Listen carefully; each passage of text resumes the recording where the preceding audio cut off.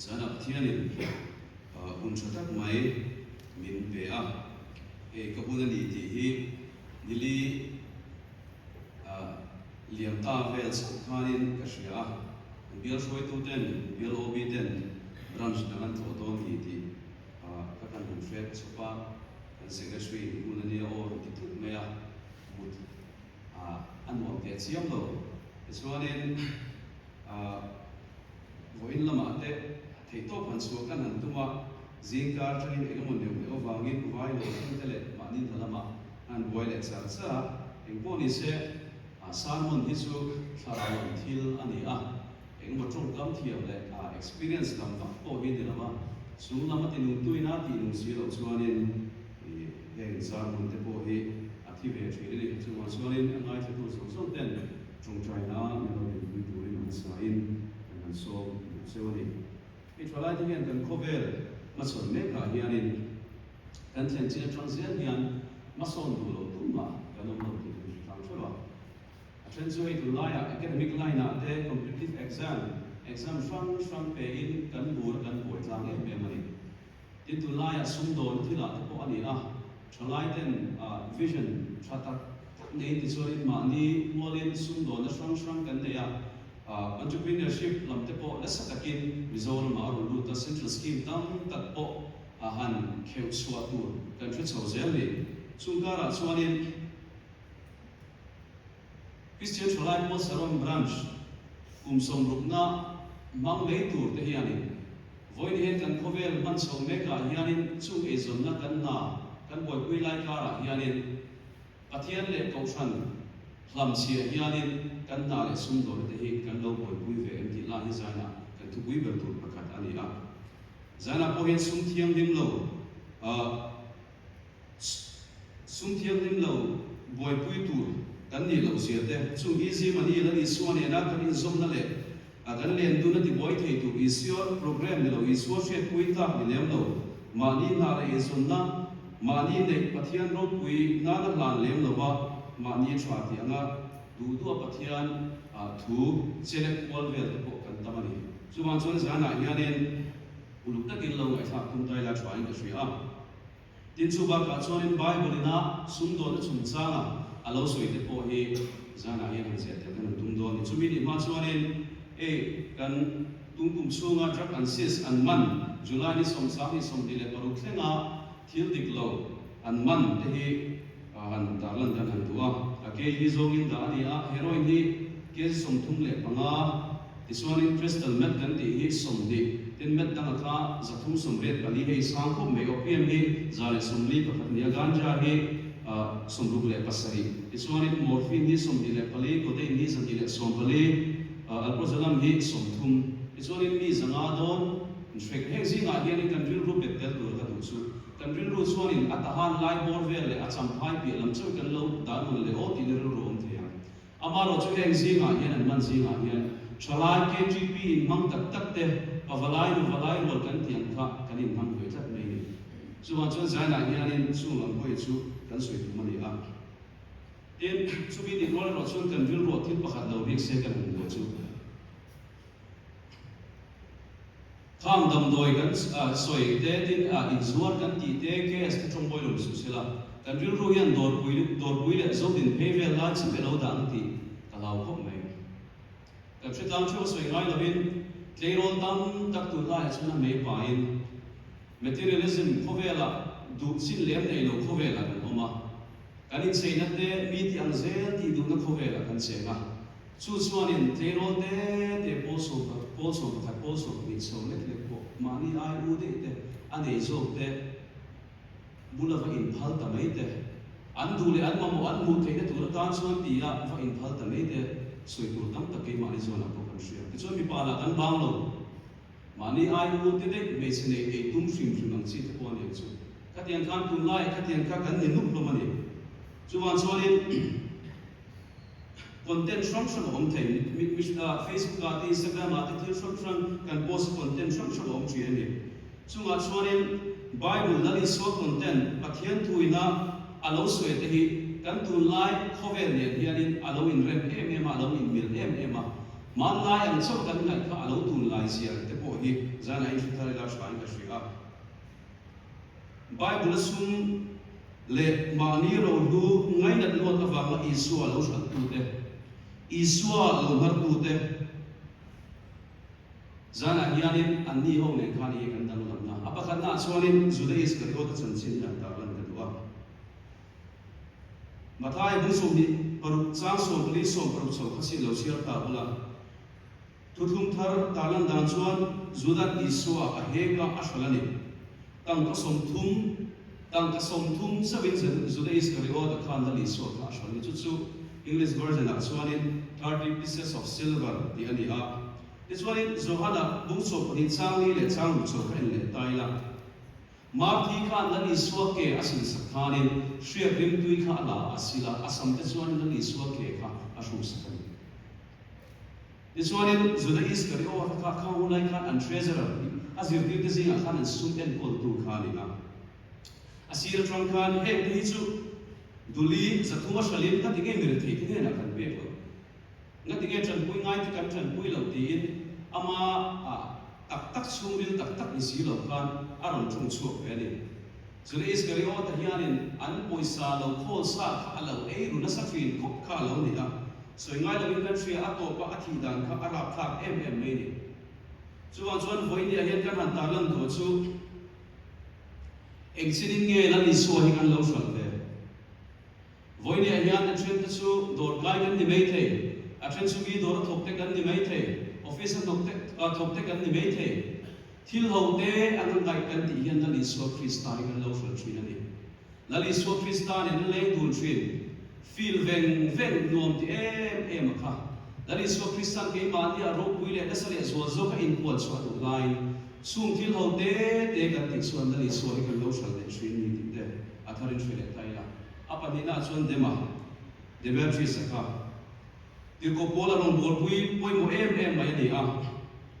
ti ko pola chuan dema chuan tun lai thil te chu tun lai ko vel thil te chu angai na ta wangin mikal sanga ti ani ti ko pola ron kho a lumina tan khanin a trong kai em a kolasa le Philemona le khan thon lai le khanin an pa hi yan zel banga lumina chi bai rin buk ton sak sakani avoi ni na tan le khanin dema hian akal santa ani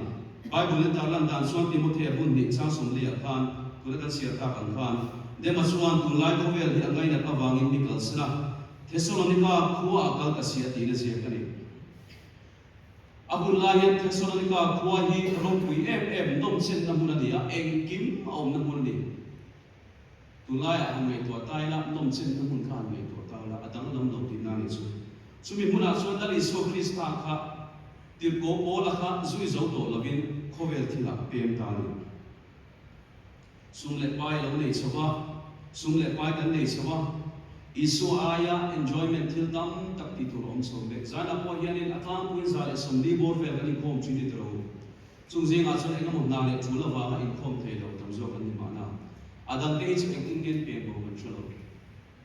chuwa chon voi ni a hian kan khovel hun man so me ka hianin he Krista le koshan pon lama min om te thei tu thil dam tak om kara hianin lali so Krista hi kan lo fal thini lali so Krista kan kal san thini ti hi athara kan shil trying ka shria ila dang le a chuanin ka soi fo thina ka du em me chu John Benedict the Pilgrim's Progress ti pa Christian vanam pong so he rolu te so chuanin ring tu pasa chin dinglama hin om ve nuala ani te chuan zil lai bo an zin nual lo mani ti tren ka khatlam singa po e kan sirin ka ringa Christian vanam pong so ka John Benedict ring tu te lim tha thiam takin zel bang su na aron ziak so khani a mu ma angin ti khanin aron draft so kani it's only 2000 Christian le vanam ko Christian le rin o makha chutia midam ang boka vanram pan na kumang ka live so midam ang bokin loi lo do wi khan kal pe le mai so this one chu loi lo do wi a chon eng kim ko thier sang dom chen na ko thier tho ma a then chu no che zom na te nu pui pasal te ro pui na te ming than na te rang ka chak te tangka te lungmoi tak te kha o mani heng singa hian ke di pun nu pui kan mu mo ve ka ringa ekpo chalo ni ta se Christian le lo ma chu khwa ami te chuan makan ti em a asan chu an puan sina kha thang lam bi khat ani chu puan var sin ti na ko kan ria chuan in khan puan sina kha loi lo dor pe khan om ve lo wang khan in makan ti ami ang lo mi a mon ti an lo sir the ko ve ani chuan in chu takar an ni khan kanan ram trong khan mang le ta ha ko kha chuan chu ta chung an lo awa again zon an ti te khan ini zon thu di kan zon ni an te chu loi lo dor pi an pen bong long tur tan chuan ring takin an bengan hupa an awa vana sum om chu min shia tir zo ro tin pathian khan awani sam za le som ko na ti hian lo soi le chia heng thil loi lo te hi en lo turin ka mit chu le lam hoi tir la lo ti ani jona kum som pali chang ru ka kan mu a he ma hi kong le thu tak le na chu tani he ma kal lo chu tu ma pa ni na thing ngai lo voi me ka soi bu chu saron ve kan area kan shefeka atlaya dor bui bazar mun ani a thil sang adam doi a khe si te po tam takan om iswan kan shefeka waje thu cheng lo kan una ra tlam te fel tak mi thak tak lo tuam lo ngai hom ka thil sual lo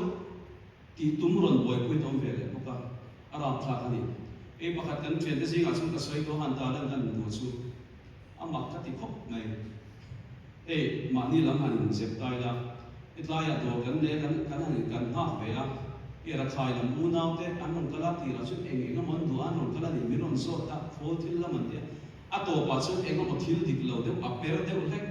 a bom ra ko bom ti ve ran si te mo gelatin ti te a dam doi lam pang min zo te la ze ran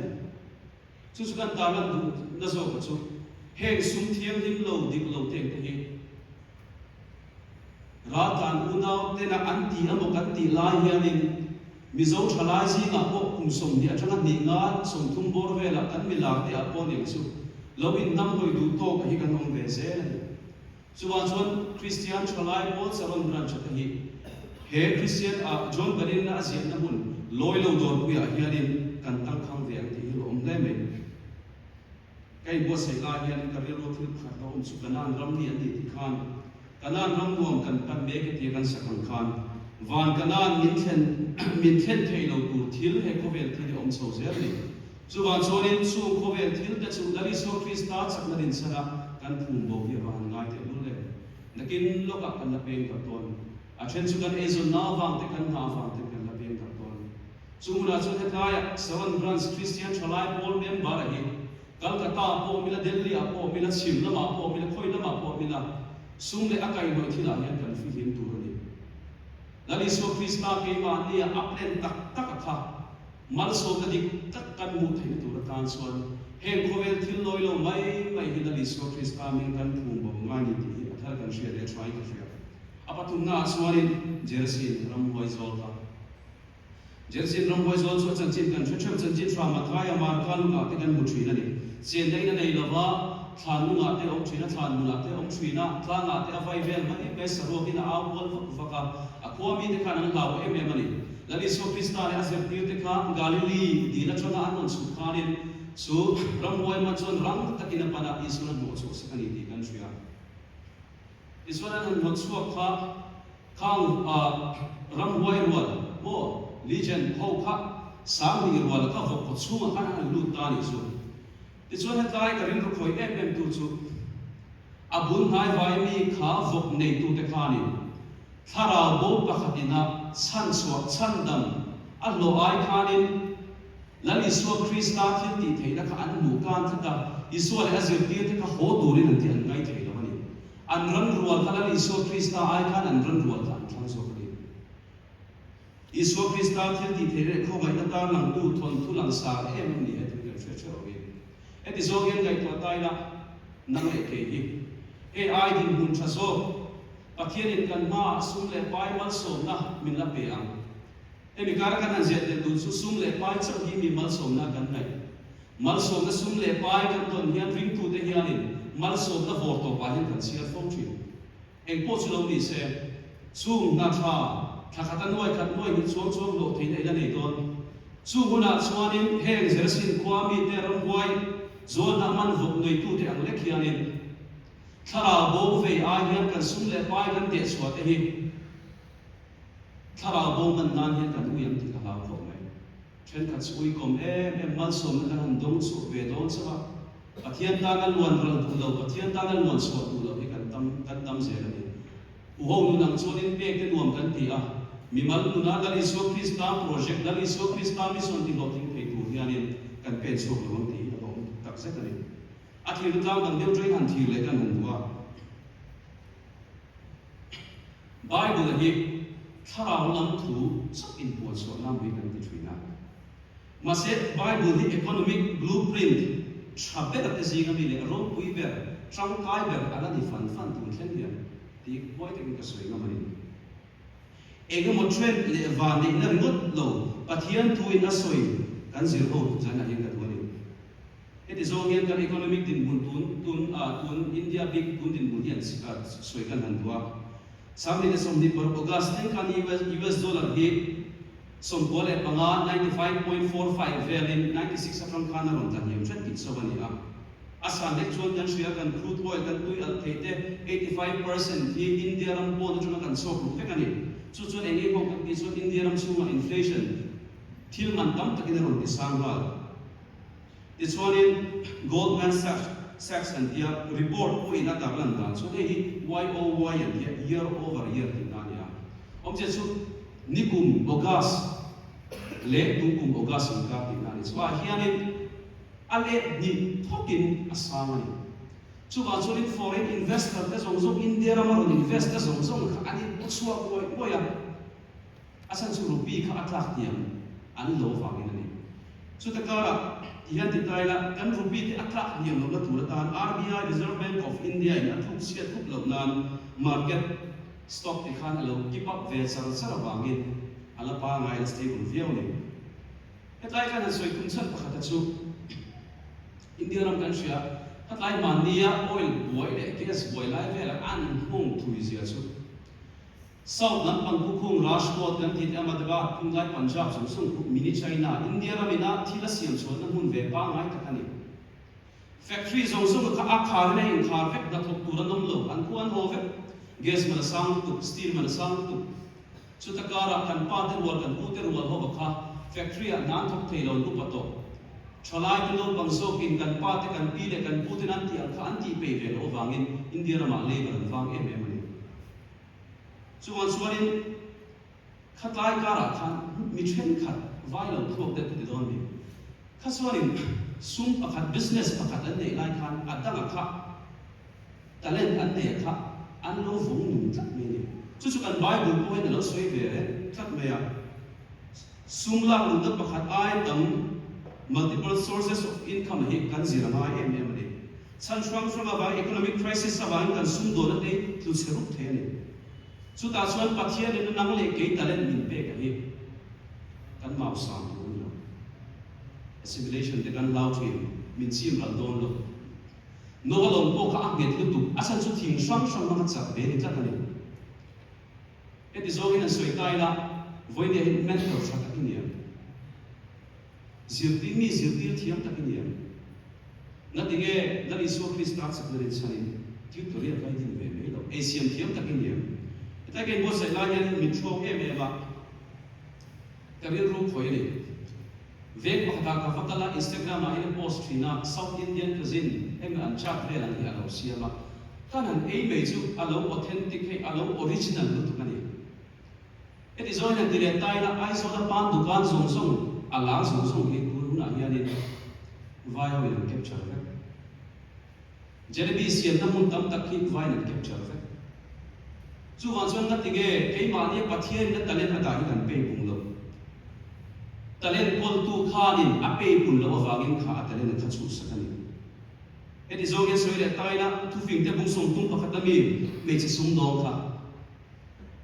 mulle la azong khom thina chu ala azong khom te chuanin thom no te azwar asiam azwar thini login bung ro ala a ram te aleya ikhan grep te aching asor thina ni pathian ne la khan adil remote lova atak takin na thok so kali chu wan chuan bai pathian in na mal som na min pek te thiam thil min pek te voi india hianin nam dang te kuta so ti turin kan da ku ni lo railway lampang no gam na tang kwani ti te lam ding tang kwani kung lai rail station zong zonga tender zong zong ku ron sang don se vai na ron sang le ka ne chu wan chuan kan ril rubi kan se na ba han mai ta ke ka soi fo thi na vijay chuani pani puri siya na thakata singli le sama la lu te suban so kan ru su khlek te hi sung do na kan ti hian lalpa ne le len tu hian eng ki ni afam tum chi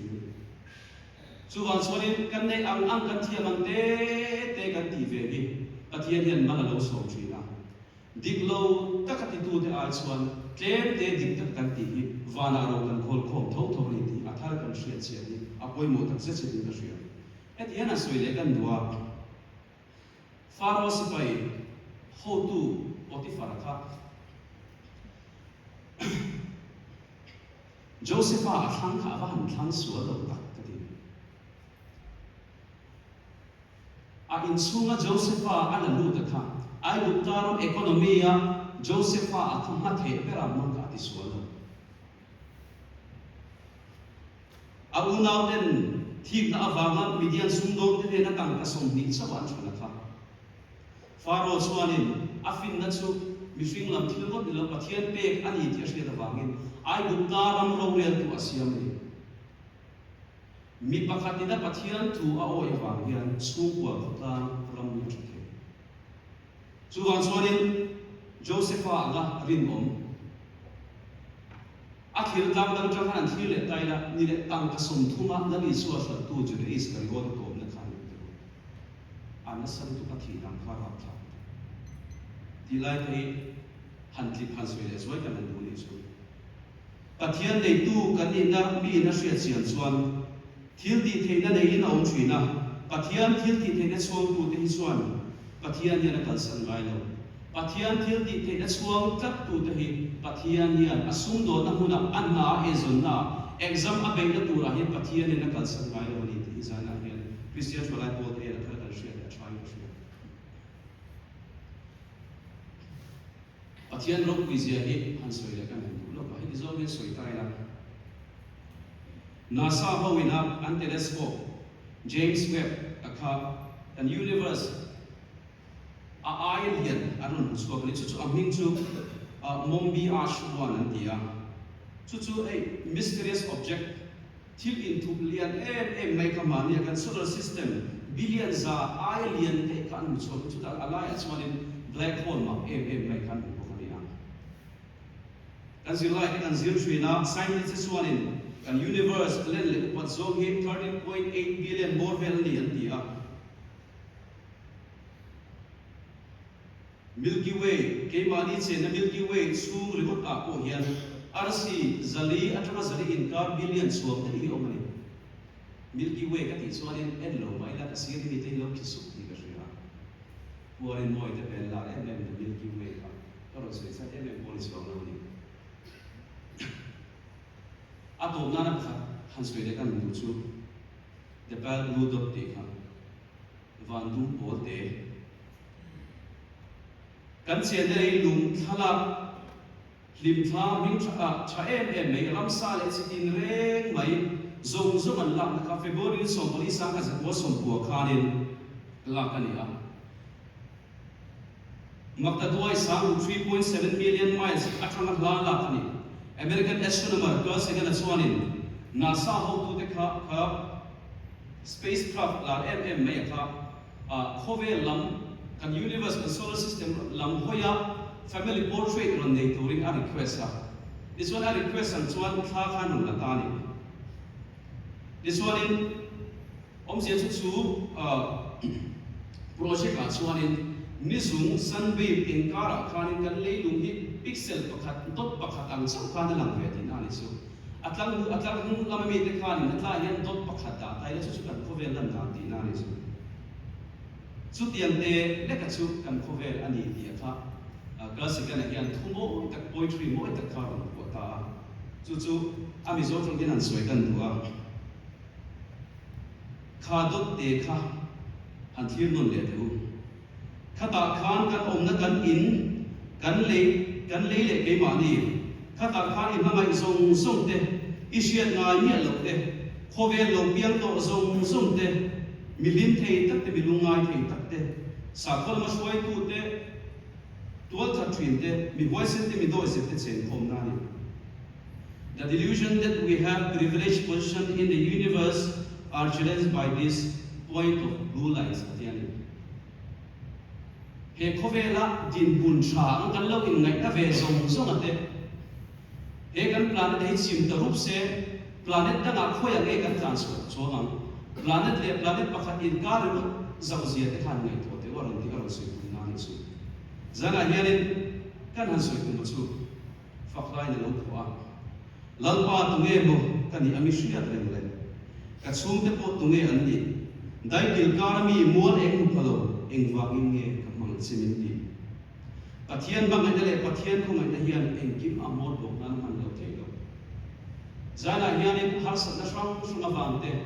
kan balam bun eng to te awa ro kal khom kan ni the